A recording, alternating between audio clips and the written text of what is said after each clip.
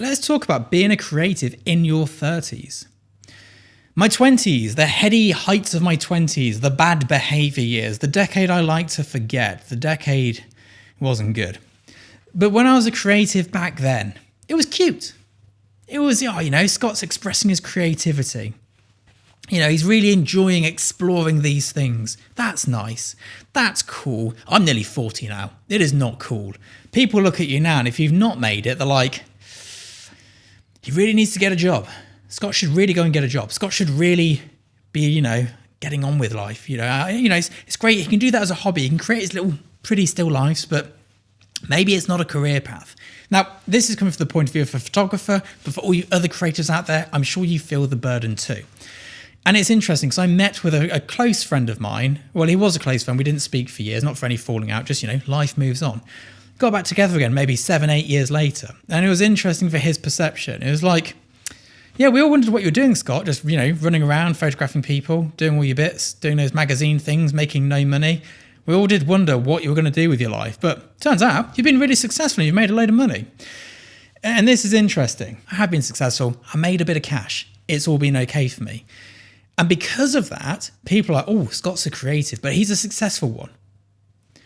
And this is a weird thing because obviously it was a 50-50 chance. If I hadn't have changed what I was doing from portraits to still life, it wouldn't have been the case. I'd probably be a dead one with liver disease by now. But being a creative in your 30s is a really hard rap. Being creative later on in life, when you've bought your house, paid off your mortgage, got a retirement fund, very nice. But I'm kind of at this age group now where my friends are the leading scientists in the world creating vaccines. My friends are working for biotech companies. My friends are working in accountancy or like real jobs, police people, fire people, whatever it may be. They're out there doing those jobs. Like, what are you up to today, Scott? I'm like, well, melting some ice lollies and working out how long it's going to take for a Magnum to melt compared to a Solero. It's quite a different time. And it doesn't compute with the real world. And it can leave us feeling really insecure. And I know it left me feeling really insecure and to a point where I sort of had to prove, I make a lot of money. Like, well, I'm a real person. And it shouldn't be like that. I shouldn't have to sit there thinking like, I make more than you guys. Why am I not being taken seriously? Why does it matter? Why should it matter if I'm taken seriously or not? I get to live my most authentic life. I was talking about retirement ages recently. And my accountant was like, well, when do you want to retire? And I was like, what do you mean? When do you want to stop working? I was like, well, ideally never.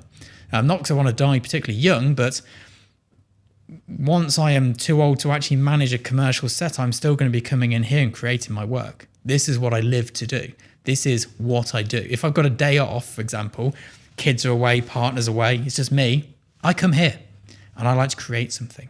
Or I like to sit in my space and think. I want to do this forever. And the problem is being in your 30s, especially me being in my later 30s, that the needle's ticked, we're now heading toward 40. If you're not successful, it's really difficult for us. And this is really important here. A lot of the most successful photographers I know didn't make big money until their 40s. Don't panic. A lot of them didn't make big money until their 40s. A lot of them didn't start a business until their 40s. 30 seems like that age you should have it all together, because if you did go into a traditional job, you've been paying into a traditional pension fund and you bought your house at 22, you probably pretty much own it by now. You're probably getting along, or you've upgraded to a bigger house and probably a bigger mortgage, whatever it may be. But in the creative world, it's difficult. We start slow. My first year's tax return was for £8,000. £8,000, not a lot of money. Suddenly being in your 30s and still being in that hustle set, trying to make it work, isn't as cool. It's not the fun thing to be doing anymore. But stick with it. My first part of my 30s compared to this latter part are two very different things, socially, financially, and especially in terms of fulfillment.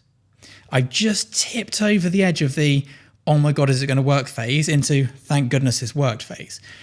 Stick with it. Try not to let other people and their goals influence yours.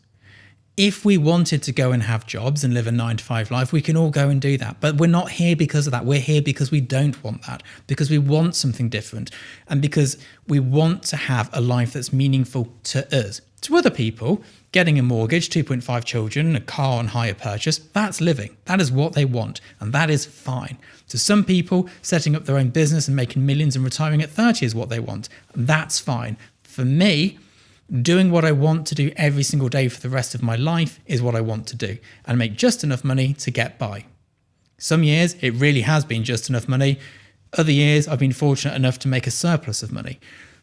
But that doesn't dictate whether my career has been successful to me. What matters to me is this year, have I come into work to do what I wanted to do every day? Part of that is teaching. I didn't know I liked teaching until I started YouTube. A big part of that is getting big commercial jobs.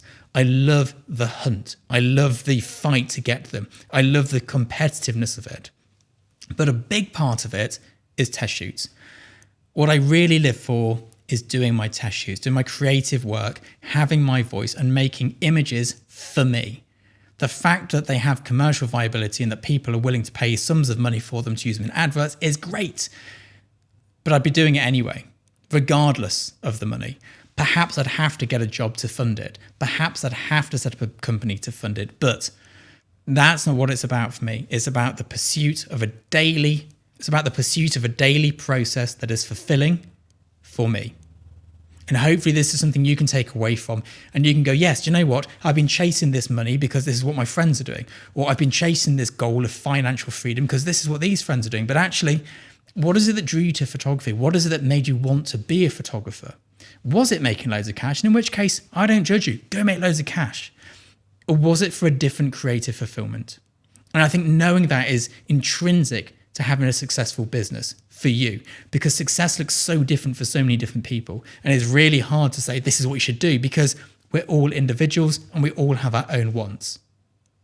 Now, for me personally, the time is 1:03. That means it's nap o'clock. I'm going to be on my sofa over here for the next half an hour having my midday nap because that is what I call success. I'll see you soon. Bye-bye.